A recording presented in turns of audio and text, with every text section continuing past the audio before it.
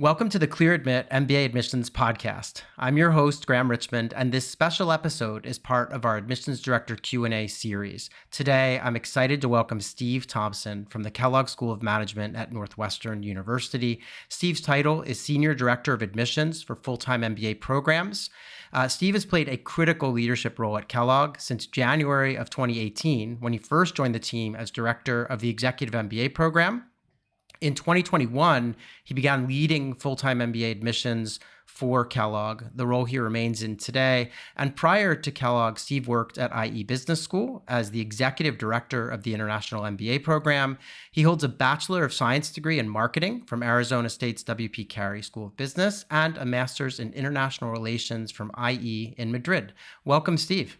Thank you, Graham. Thank you for inviting me. A pleasure to catch up with you. Yeah, it's always great to catch up with you. And I gave a little bit of background on you, but I always want to give people a chance just to tell their story a bit. So if you could just tell me a little bit about your background and the path that led you to your current role, because it sounds like you were working in Madrid for a while. I know you were in Miami at Kellogg's campus down there. So tell us a little bit about this journey that's led to Chicago. Yeah, it hasn't been linear at all.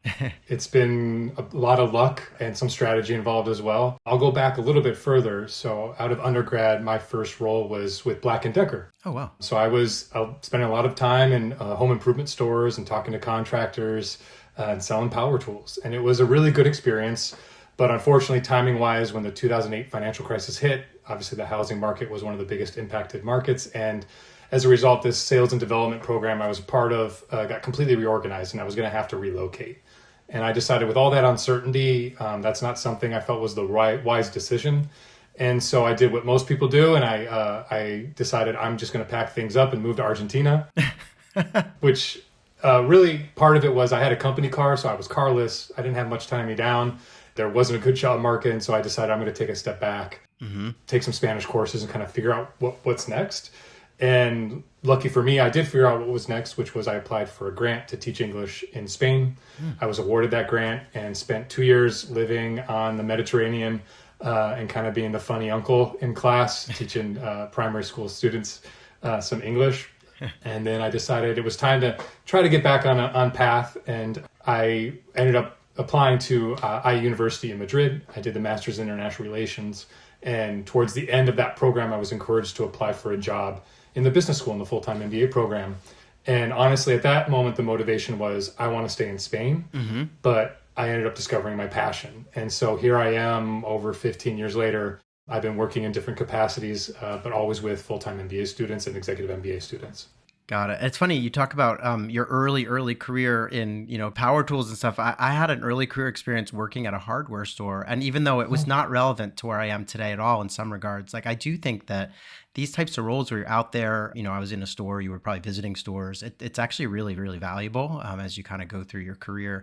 But yeah, wow, what an interesting journey that you've been on. So you're fluent in Spanish, I'm guessing, after all that time in Argentina and Spain and working at IE, right?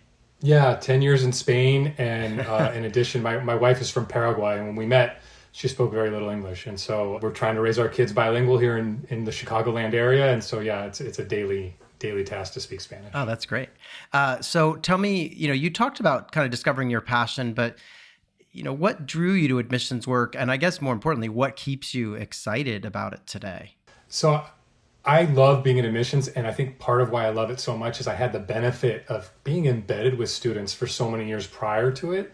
And so when I speak to the experience, my exuberance, I think, as I've been told in feedback, it's palatable. And so I had always collaborated with admissions and been willing to travel and speak with prospective students. And I really enjoyed it, not selling them on the school, but really helping curate a conversation that allows them to connect the dots and see where the MBA fits in, and being able to describe the experience or connect them with students so that they can really understand the experience. And so when the opportunity arose to do that full time, I was very excited, and it's been extremely rewarding. I do miss seeing the daily evolution of students, but on the flip side, I'm now with prospective students and helping them understand really how many of their dreams can be achieved by going in and getting their MBA and expanding their network and their knowledge base. It really is a life-changing experience. So I have to ask you, I think that sometimes applicants imagine admissions officers to be of a, like a sort of gatekeepers or a certain type of person or something. And I wonder if would you be willing to, like, what's one misconception that applicants have about admissions officers or even the process? Sure. I know it's going to be different at every school, but I think everyone could agree that, it's not just about us using some formulaic algorithm to rank order everybody and then draw the cutoff line and say, there we are, we're good to go. There's an art and a science to this, which is another thing that I love about it. And so certainly there's some pretty sophisticated means in ensuring the rubric remains consistent and evaluating, but our job is to curate an experience for those students. And so to do so, we need to make sure there's people from all walks of life and the diversity of thought in that classroom. So it's very enriching. I often compare it to an orchestra. You don't want a bunch of students that are just playing a single instrument. That might sound okay for a while, but it gets boring. And so we really want to bring a bunch of different instruments into the classroom, and then our faculty are the maestros that are able to bring it all together and make it a dynamic environment that is beautiful music. And so that's something that, we get the questions all the time, what's the one thing I should be doing or focusing on? And it's the famous business school answer, which is it depends. And so I'm willing to dig deeper and have those conversations, but it really isn't as simple as, yes, no. It is complex. Yeah. And I think I know that's what I appreciate about the sort of MBA admissions process. And I love I may have to steal that analogy at some point because that's such a great analogy with the orchestra. So I guess one thing I'm wondering, and, we talked a little bit before we came on air about, Kellogg has these video kind of essay type questions or video questions that people do. But I wondered, how has your thinking about admissions changed over the years? And the reason I'm thinking about the video is just because that does feel like something newer. But how has have things evolved since you kind of first started working in admissions? Sure. Well, the first thing that comes to mind is certainly how AI has disrupted everything. And on our end, going back to my analogy, the real ways to stand out are intangibles when we're trying to curate this classroom experience. And so sticking to a script and being too well polished, it usually doesn't land well. And so we've had to kind of evolve with that to ensure we're providing the rich environment that will enable them to be authentic, share their voice, share their story, share some of the nuances of their experiences and their values in a way where we can really identify, will they fit with our community? Have they really thought through the impact of what the MBA will be? And not some boxed answer that might sound really good and would be like a talking point on a news channel. If you participated in interviews, you can probably imagine how mundane that can get as you're reading through hundreds of applications in every round. And so that's really, as we've evolved, we've tried to provide more inputs that allow us to tap into that. And so the video essays have been part of that. We were early adopters of it. We were doing it before I came on board, but now we're doubling down on it. And it can make people nervous because I get it's kind of an awkward environment. But at the same time, only one person gets to interview and then they share their feedback with the team. Whereas this gives an opportunity for everyone on the team to engage with you in a little bit more intimate environment and hear directly from you in the moment how you approached a problem or a challenge in your life. Yeah. And I feel like, one of the benefits of technology is that in 20 years ago, schools had to, really pick and choose who they could interview in many instances because of just capacity. And most of these things were done back then in person. And this idea that everyone on your team can at least get a glimpse of a candidate and understand, kind of how they communicate and, what their answers are to these questions. It must just be a little more interesting for you guys on the other side of the table too, because the candidates are kind of really brought to life probably through these video exercises. It really is. We even tested a hypothesis of, is this a barrier because not as many schools do the video essays? And so we made it optional one year. And the large majority of the applicants still opted into it. But those that didn't, we missed it and actually put them at a disadvantage because we so value that input that we made it a requirement again. Okay. Yeah, that makes sense. And I will say, I feel like one of the trends that we're seeing, and as I talk to, some of your colleagues at other schools is, more and more use of video and use of like impromptu sort of exercises where you're not given, 5 minutes to prepare for a question you're going to answer on a video. It's like you have like 10 seconds or 30 seconds. I think it's, schools are trying to get it, really authentic responses. But speaking of all that, what is something that applicants tend to worry about far more than they should? Yeah, I was thinking about this question because there's a lot of worrying that goes on, and I get it. It's high stakes and it's a life-changing experience. So there's a lot of pressure. But one thing I'd like to zero in on is how frequently we hear someone within the first breath of their introduction is they're a non-traditional candidate and sharing that in a way like they're at some disadvantage. And, I remind them that the MBA is a generalist degree. Now, through electives and specializations, you can refine, but it is a broad opportunity. And within that comes the opportunity for many to approach it. We're not looking for someone that's in business, wants to study business and go back to business. There's plenty of people that go on that career path. But we have plenty of people that come from military or are nurses or doctors or were engineers and never touched the business or strategy side. As long as you can connect those dots for us and really tell the story of where the MBA fits in, that's your secret recipe to success in us understanding that you put a lot of thought into this. You understand maybe some of the challenges involved. But the non-traditional element is not something that ever crosses our minds. So I would tell those candidates that aren't currently in a strategy role or a business role that in no way is something where we're all of a sudden deducing points or thinking you're at a disadvantage. Your experiences are unique. Convey those to us, connect the dots for us, and you're in good shape in terms of that aspect of application. Yeah, I can definitely, when I used to be in admissions, like it's sometimes, you read a file from someone who's doing something kind of different and it's quite refreshing, to sort of just see all the different backgrounds that people are coming from, that's what keeps the job interesting. I did want to ask you a question. So when you look back at the students you've admitted over the years, what qualities tend to distinguish those who make the most of the opportunities during the MBA? So this isn't like what qualities are the ones that you admit to the program. I'm saying, is there anything that you've kind of identified over the years that makes for a great student in the program, someone who really takes advantage of everything? Yeah, and again, having the benefit of managing student and academic experience for so many years, I had the privilege of speaking to our new students now in my admissions role during their orientation week. And I use that as an opportunity to do basically two things. One is I know there's a lot of imposter syndrome in that room, and so I try to convey how talented my team is, and you're here for a reason, and don't second guess that.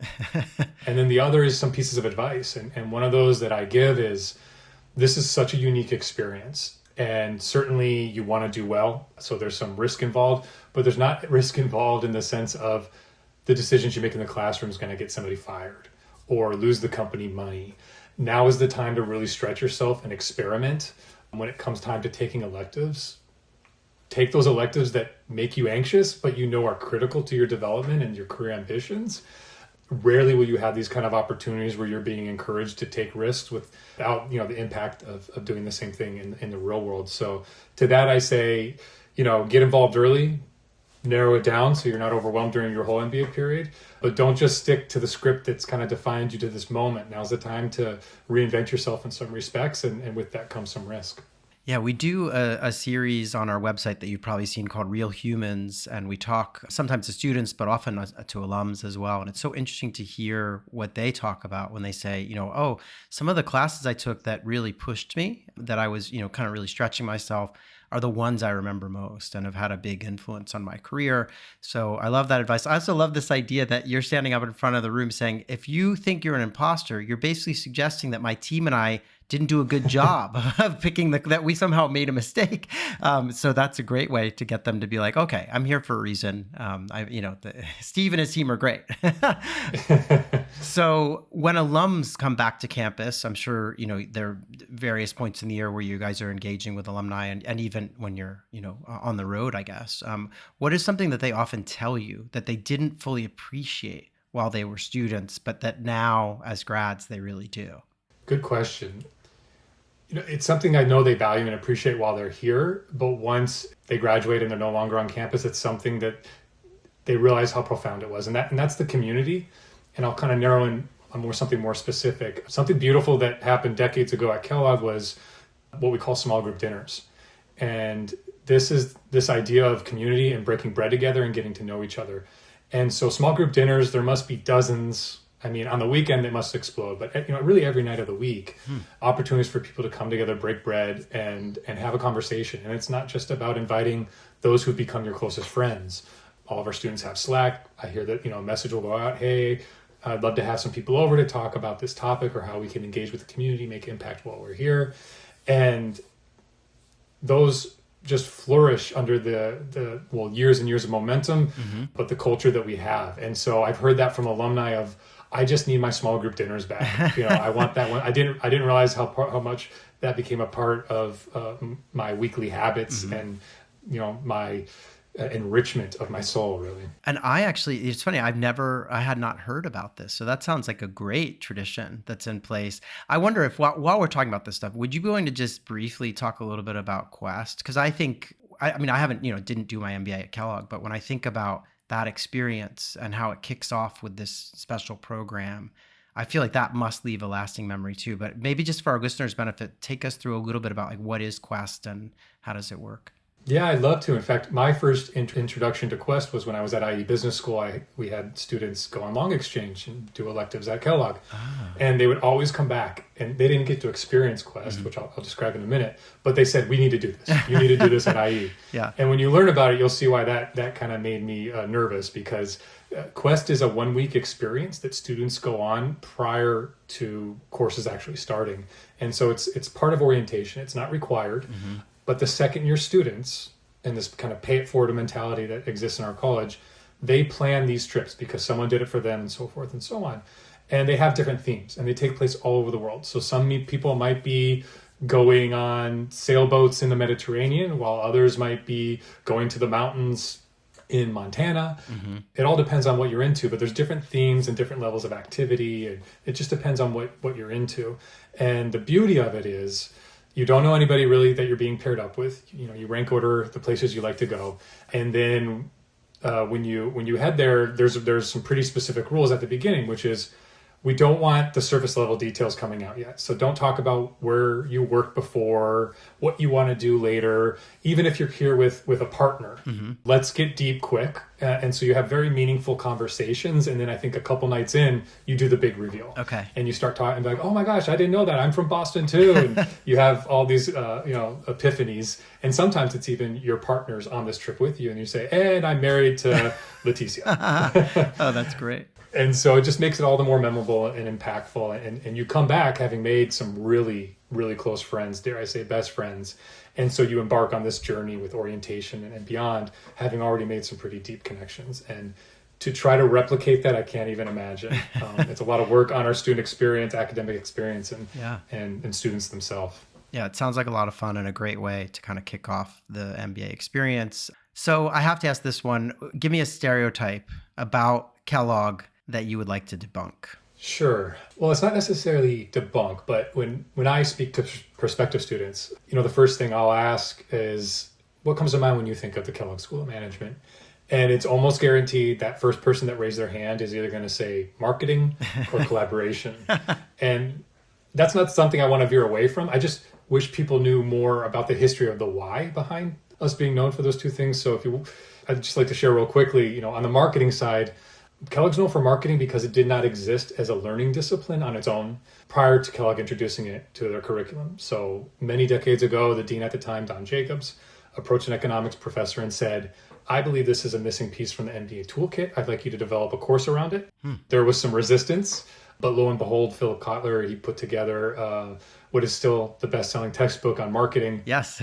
And it became a core foundation in our curriculum and eventually all curriculums. And so that gives a little piece of, kind of the innovation mindset that exists at Kellogg. And then on the collaboration side, similarly, the dean at the time decided that the curriculum is very individualistic focused, but we're training business leaders. And when you get out into the business world, you're working in teams, you're leading teams. And that's challenging. Bringing people with different opinions together to decide on a single strategy is not always easy. And so we need to start introducing that into our curriculum so they're better prepared. And so little by little, every course started requiring a component that was a group project and group grade. And it was controversial at the time. There's an article in Poets and Quants that kind of relays it as when deans were talking about this, some said we consider that cheating. And once again, all schools have come along to understand that collaboration is essential to be a good leader. And so it's at the core of all business education now. But Kellogg really introduced it think somewhere in the early 90s. Okay. And so that's not a debunk, but the history of how we got there and why we're proud of it. Yeah, and obviously marketing and collaboration are really critical components. And yeah, obviously nothing to shy away from there. It's great that the school is known for that. It's funny, that textbook that you mentioned, the marketing textbook, is the one that I had in business school. I'm guessing everyone did, right? So what a milestone there. Yeah, the 4 Ps. Yeah, exactly. One last question for you is, obviously Kellogg is in Evanston, just north of the city of Chicago. But what role does, the city, the region, or the broader community play in the student experience at Kellogg? So I'm biased. I live in Evanston and I love it, but I have a completely different experience than the students. I think Evanston gives you the best of both worlds. I mean, depending on what you're looking for, but Evanston is it's not a small city, but it's not by any means a big city. And it's very much a college town. But all of our students, I would say 90% or upwards of that, live within walking distance of each other. They're in the same apartment buildings, and it's just really conducive to creating this environment where you're organically always having something to do. You don't have to rely on being so intentional every day. I mean, that's a good thing to have. But because you're so close, there's no FOMO about missing out on something. There's plenty of walks home, especially on beautiful weather days where you decide to pop into a coffee shop or an idea pops up. And just having that, I think is, for me, I would seek that out, that kind of community that is just kind of built in to the experience itself. On the flip side, Chicago's a short train ride away, and it's one of the most dynamic cities in the world. And so you have plenty of opportunities for nightlife and world-class restaurants and culture and art and the like. And, it is about the 30-minute commute. So we wondered once, well, how often are our students going down there? So we polled them. And it turns out on average, they're going downtown more than once a week. Oh, wow. I think it was like 1.3. And so they're finding the means to get out and enjoy all the benefits that Chicago has to offer while coming home to a kind of a smaller community that allows you to kind of hunker down and really get to know your classmates. Yeah, it seems like a kind of best of both worlds scenario where you've got that kind of college campus environment, college town, as you described Evanston, but, right there is one of the major cities in the world. You didn't mention Cubs games. I assume it's not too hard to go to a Cubs game, right? You can just get on the subway, no? Or am I? Yeah, no, I prior to coming to Evanston, I was quite close to Wrigleyville, and yeah, it's very easy. Even if when they're good, it's harder to get tickets. Yes, of course. But it's a great place to go on a game day either way, and just enjoy that environment. And I'm sure the school is. I mean, obviously, almost every corporation has offices in Chicago. I'm assuming there's a lot of interactivity. Students are probably, some of those trips downtown might be to go to do sort of business and stuff, right? Certainly, from a recruitment standpoint, many large multinationals having, if not headquarters here, important offices here, but also the opportunity for our faculty to bring in practitioners to add context to the case study and the like. Got it. Okay. Well, I appreciate you answering all these questions. We do this thing at the end of these, which our listeners probably already know because they've been listening to these episodes for a while now, but we do this thing called lightning round. These are fun questions, just kind of rapid fire. And I'd just love to hear your answers. And the idea is just to let our audience get to know you a little bit better. So if you're ready, I'm going to launch into them. Sure. All right. Coffee or tea? Coffee. Okay. Beach or mountains? That might be tougher than coffee or tea, but if I had to choose, I'd have to go with beach. Okay. Yeah, I was going to say, you mentioned living on the Mediterranean, so I was thinking beach. Yeah. And even Evanston offers Lake Michigan, which has beautiful sandy beaches. Yes. Yeah. Morning person or night owl? Well, having lived in Spain, I've had my opportunity to be a night owl and enjoy the nightlife, but I have a 6-year-old and a 3-year-old, and so not necessarily by choice. I am officially a morning person. You're the second admissions director that I've spoken with on this show recently who said, I used to be a night person and now I'm forced to be a morning person because of kids. What about a pet peeve that you have? Oh, this is when I talk about with my team and just in general, tracking communications across email, Slack, Teams, text messages, and even more is definitely something that gets on my nerves. Yes, I think, we're all there. There's so many platforms and ways to communicate now. Like sometimes, it just gets a little hairy. What about a comfort food that you like? So I mentioned my wife is from Paraguay, and she's a wonderful cook, and something she makes that makes her nostalgic of home is a chicken soup dish called bori bori. And it is very, very good. And especially on a cold day, it really it hits the soul. That sounds good. What about a guilty pleasure? And it can't be eating your wife's chicken soup. So having worked at Black & Decker and just having a curiosity, I'm pretty handy. And so now doom scrolling on home improvement videos is adding to my list of ideas. And it's probably not healthy, but I still do it. I think doom scrolling on something like that, where you're, maybe making plans to do work around the house, is probably better than, watching like sort of silly videos or something. So maybe there's something in there. That's a good way to put it. That's how I'll explain it to my wife. Yeah, there you go. What's the best advice that you've ever received? Ooh, that's tough. But one that pops to mind, because it was recent, was slow down, we're in a hurry, which is counterintuitive. But I have a tendency when there's a problem, especially a time constraint, to jump into the mode of solving that problem immediately. But it's sometimes important to take a step back, think it through before you start moving, because just jumping into action can lead you down the wrong path. Okay. Oh, that's great advice. One thing that applicants should stop doing immediately. Leveraging AI to the point where it erases your voice. You should not try to outsource authenticity. And so I think using it as a thought partner, as I do, it's great, but don't lose your voice. Yeah, that's really important. I agree with that. And then the best thing that you've read, watched, or listened to recently? There's a lot of Bluey going on in the house right now, but I'll skip that. My older son's in summer camp, and he came home this week, and he spent that day inventing a card game. He came out with all these scrap pieces of paper that he had torn up. He had drawn shapes and colors and different patterns on them. And he invented this whole game. And we sat down that night and we played, and watching how he invented this world in his mind. And, he was pretty quick to tell me, nope, that means this means that. And it was just such a joy to watch. I couldn't figure out how to win, but, I still want to play that game with him because it was so much fun. Did he happen to win each time you played, or? Yeah, he happened to figure out how to win it every game. Yeah, I love that. When they're at that age, it's a really great experience.